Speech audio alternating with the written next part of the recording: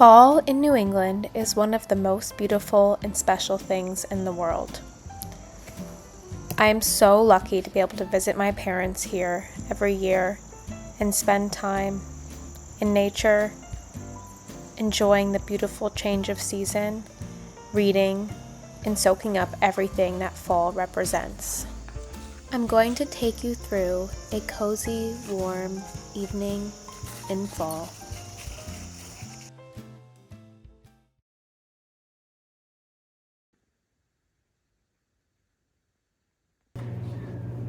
I have this delicious local apple cider, and I'm gonna just make a warm cup of this for my evening drink. And I'm gonna take it with my book out to the porch and read. So it should be nice.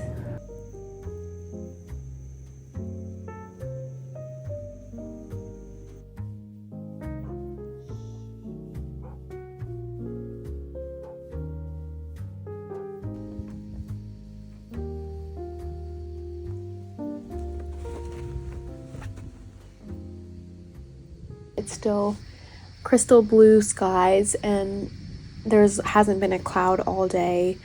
It's about 5:30 now, so I got dinner started for myself and my parents, and now I'm just having my cup of warm cider on the porch and reading, which is just so lovely.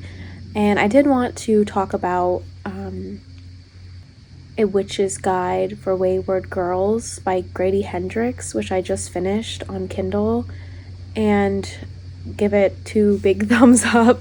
I loved this book so much. It was by a male author. He, I believe, is middle-aged, unmarried, and doesn't have any children, which is really ironic because it's a book about pregnant teens in the 60s. During that time, they were forced to move to these homes for unwed mothers where they were ultimately forced to give up their babies. So it's kind of a horror retelling of that situation. What would happen if witchcraft was introduced to these girls at this really pivotal, intense time of their life. It was a bit jarring that it was written by a man, because the descriptions of birth, coming from a labor and delivery nurse, the descriptions of birth are so incredibly accurate. It's actually shocking. And he did say at the end that he talked to a labor and delivery nurse, which I think is just so cool. So you can tell that he did his research. It was definitely one of the best descriptions of birth that I've ever read or seen. So that was really cool. And I just finished it on the Kindle. So that's my reading update. I definitely recommend that book. It's perfect for October. Today's October 1st, and I get married November 1st. So I've been doing more reflection on what it means to be married, and kind of the transition of leaving my parents and my home to be with my fiance and my husband come November, and what that means to me. I think it's really important to grieve transitional periods, whether you're changing jobs or graduating from high school or college, or your kids are going to college, is a hard one. But marriage is probably one of the most pivotal moments in a woman's life.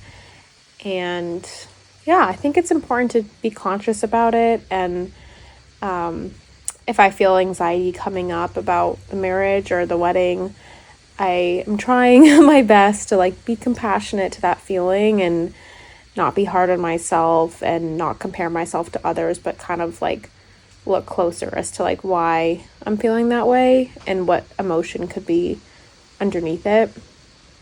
So I might do a little bit of journaling. It's just a really nice night, and nighttime is hard for me, so I'm trying to be more intentional with having a soft, cozy evening.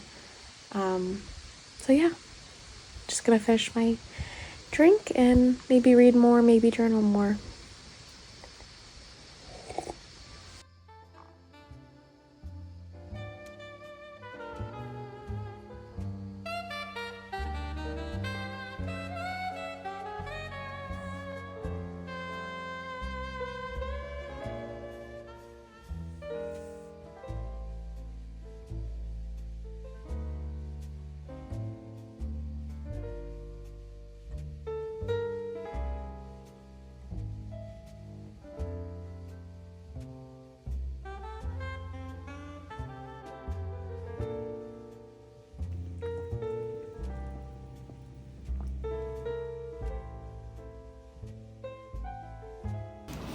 Okay, so I'm just waiting for my squash to cook, my acorn squash, but I just want to show my knitting project. So this is gonna be it. It's a scarf, and I'm just knitting the whole thing all the way around. I'm not purling, so it's a super easy pattern. I basically was going for like a Molly Weasley look in Harry Potter, and I told the yarn store that, and they were like, great. So they helped me pick out this like crazy colorful fall pattern. It was so easy.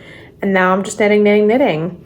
And I haven't knit in a while, so I wanted to do something easy. When I was in high school, I used to knit all the time, like nonstop. I think I knit 35 hats in 1 year.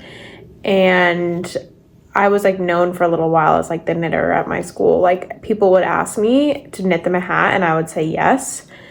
Like whoever asked me, I'd just be like, yeah, I'll make you a hat, and I would. And then like half the school was like wearing hats like that I made, which was so funny. And they could request any color. It was so fun. It was really funny. But then I took a really long break. I think I lived like some warm places and I just kind of like didn't want to knit. It's like something about knitting when it's hot. It's just like not the move. When I was in the army stationed in like Texas and stuff, I was just like, eh. So I kind of dropped it. And then I was just like wanting to pick up a new hobby. And the other good thing about knitting, there's like a lot of benefits to knitting, but one of them is you can do it like while you watch movies or TV. I know that I really, really struggle with like going on my phone while there's a movie, like even someone who I feel like I've really distanced myself from my phone. And I don't really like drone anymore. That's what I call it. I call it droning when you're just like doom scrolling. Which that's another funny story of why I call it that. But yeah, but anyway, so you can just put on a movie or a TV show and knit, and it kind of like scratches that itch of having to do two things at once without having like two phones. So I don't know. I think it's a really amazing thing, and it's actually really easy. I wish I could like reach through the phone and show all of you how to knit because it's so fun and so easy. But this is how I knit. My grandmother taught me how to knit.